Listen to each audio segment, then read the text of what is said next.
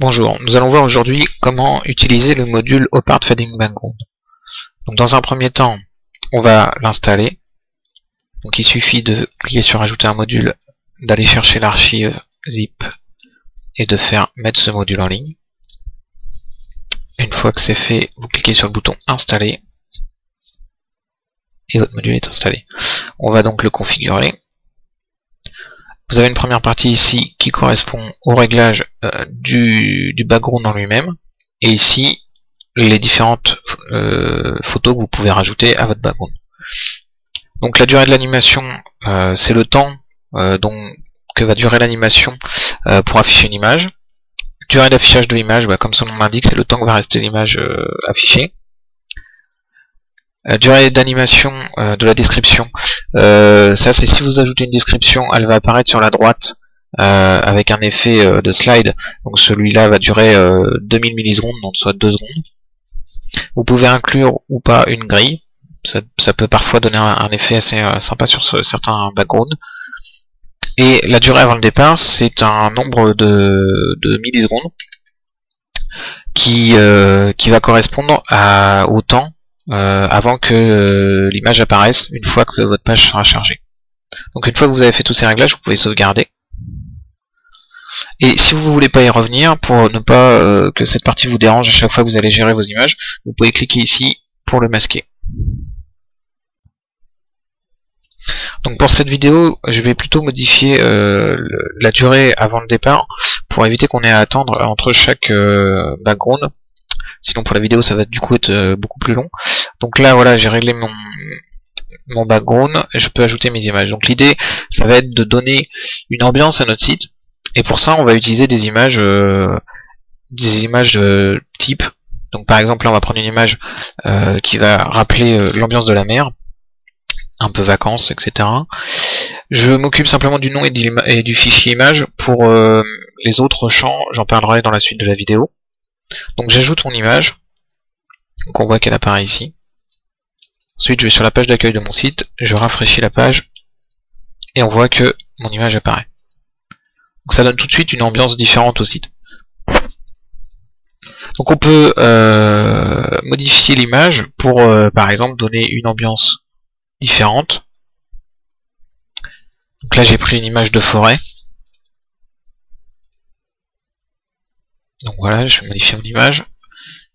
Je rafraîchis à nouveau la page d'accueil. Et voilà. Donc on peut évidemment faire ça autant qu'on veut. Alors ce qui est intéressant, c'est qu'on peut mettre plusieurs images. Donc par exemple, là j'ai en premier j'ai une image de forêt. Je vais ajouter une image avec des chaussures. Si vous êtes par exemple une boutique de vente de chaussures, ça peut être intéressant d'avoir des thématiques, des fonds qui vont rappeler cette thématique. Donc j'ai ajouté mon image. Donc en premier lieu, j'ai l'image de la forêt qui apparaît, qui va donc rester 5 secondes comme je l'ai réglé dans mon diaporama. Et en second, j'ai l'image avec les chaussures, qui donne là aussi encore un aspect intéressant au site. On peut modifier l'ordre des images. Donc par exemple celle-ci, je vais la passer en deuxième et celle-là en premier. Je rafraîchis mon site. Et donc c'est bien les chaussures qui passent en première et la forêt qui apparaît en second. Alors l'ambiance du site, vous pouvez aussi la gérer à l'aide d'images de type texture en fait. Ça va pas être des images qui vont représenter forcément quelque chose de précis, mais ça peut justement donner une ambiance très sympa. Par exemple là je vais prendre cette texture là. D'ailleurs en premier lieu je vais supprimer mes anciennes images et je vais donc ajouter une texture.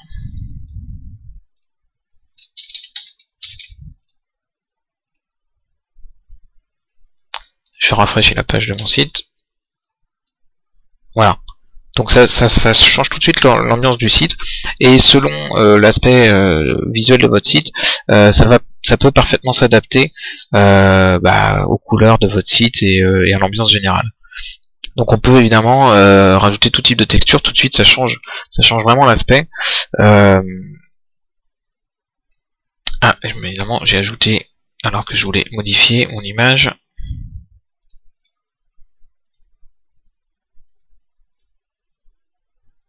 Donc là, j'ai mis un fond un petit peu plus métal, donc qui va peut-être s'adapter à quelque chose, peut-être pour des vêtements pour jeunes, un peu sportswear ou des choses comme ça. Et si par exemple je prends cette texture là qui est plus, je vais en faire la même erreur. Cette texture là qui est plus, qui représente un aspect parquet en fait, on va tout de suite avoir l'impression qu'on va se retrouver dans quelque chose, une vente de meubles ou de matériaux, mais tout de suite quelque chose d'assez classe en fait. Donc là on a vu comment gérer l'ambiance de votre site avec les backgrounds, mais vous pouvez également avoir une démarche beaucoup plus commerciale et utiliser ces backgrounds pour mettre en avant les marques que vous vendez sur votre site. Donc là par exemple, donc je vais supprimer l'ancien background et je vais rajouter un background de marque. Donc là par exemple c'est un background Adidas.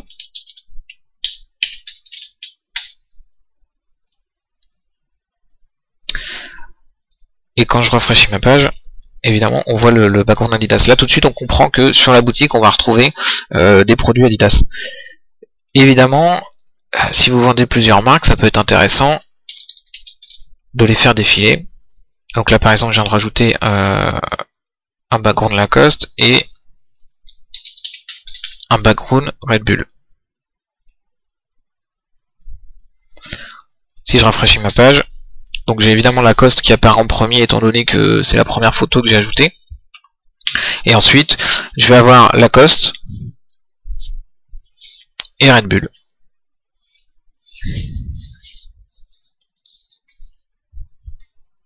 Voilà. Alors toujours dans une démarche plus commerciale, plutôt que d'ajouter vos marques, vous pouvez carrément ajouter des visuels de vos produits, si vous avez des visuels de qualité.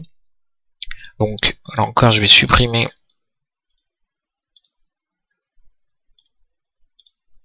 les anciens backgrounds. Et là je vais aller chercher plutôt des visuels de produits.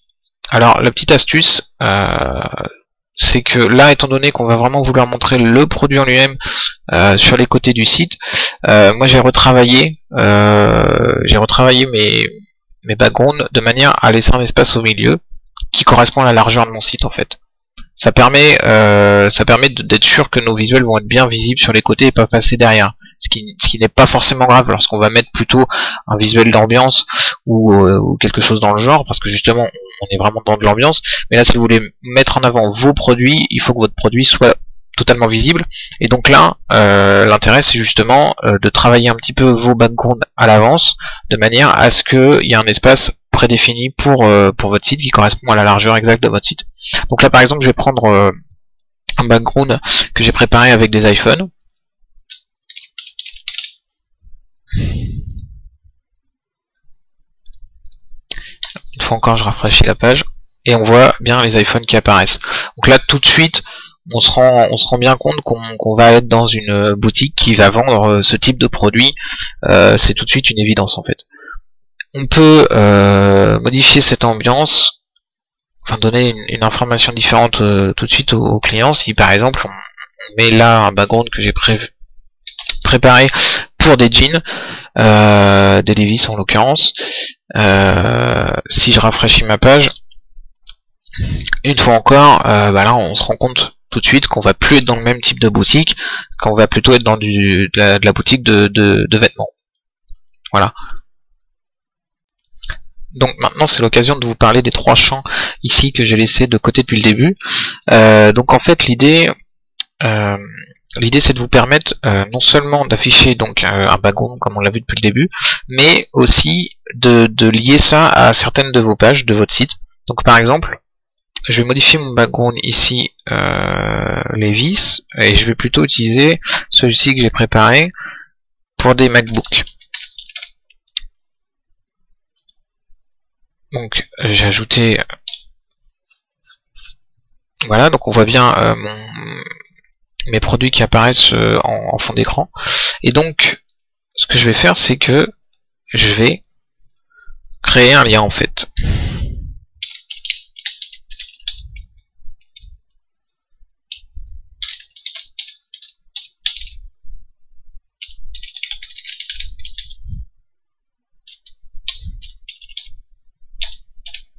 Donc ça, c'est le texte du lien.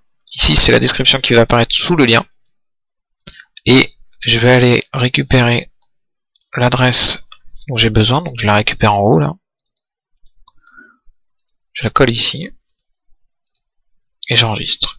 Et maintenant, lorsque je vais afficher ma page, j'ai mon background qui apparaît. Et là, j'ai un petit message qui apparaît avec ce que j'ai mis. Et si je clique sur mon lien, je suis redirigé vers la page. Donc là, on le voit évidemment pas parce que j'y étais déjà, mais je vais retourner sur la page d'accueil. Donc le message apparaît, et si je clique dessus, je suis bien redirigé vers la page des MacBooks.